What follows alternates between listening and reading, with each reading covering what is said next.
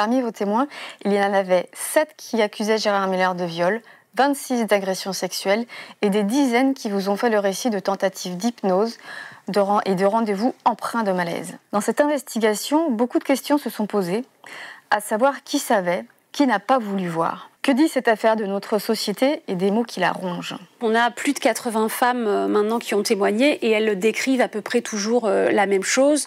C'est une rencontre, soit comme Mathilda et Aude, des étudiantes ou des jeunes filles qui s'intéressent à la psychanalyse, soit sur les plateaux de télévision, notamment dans l'émission de Laurent Ruquier, où il accoste ces jeunes filles, où il propose des invitations à déjeuner ou au spectacle, ou pour parler de ses travaux, ses documentaires, etc.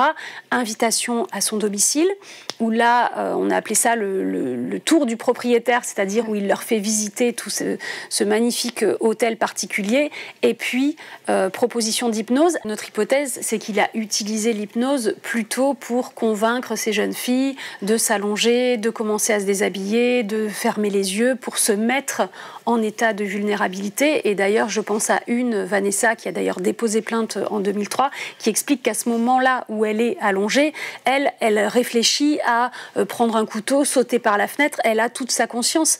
Mais simplement, vu qu'elle a accepté petit à petit d'entrer dans la pièce, de se soumettre à la séance d'hypnose, etc., elle ne sait plus comment se sortir du truc. Ce qu'on réalise au cours de cette enquête, c'est que toutes les sphères dans lesquelles il a plus ou moins exercé, télé, fac, cinéma, auraient servi en fait à approcher des jeunes femmes. Tout le monde reconnaît son intelligence, hein, ça c'est vraiment unanime dans les gens qui l'ont côtoyé. Hein. C'est quelqu'un qui est très fin, qui a une grande connaissance des mots, de la parole, de la psyché humaine, bien évidemment, de par son métier. Donc c'est quelqu'un qui est très fin, qui a vraiment cette capacité en fait à amener les gens vers ce que lui décide. Sandrine Rousseau a été la première et l'une des seules à nous parler pour dire qu'effectivement, cette affaire lui donnait envie de hurler et qu'elle se sentait fondamentalement trahie par Gérard Miller qui a pu s'afficher auprès d'elle dans des meetings. Souvent, Sandrine Rousseau, les gens se posent avec elle en photo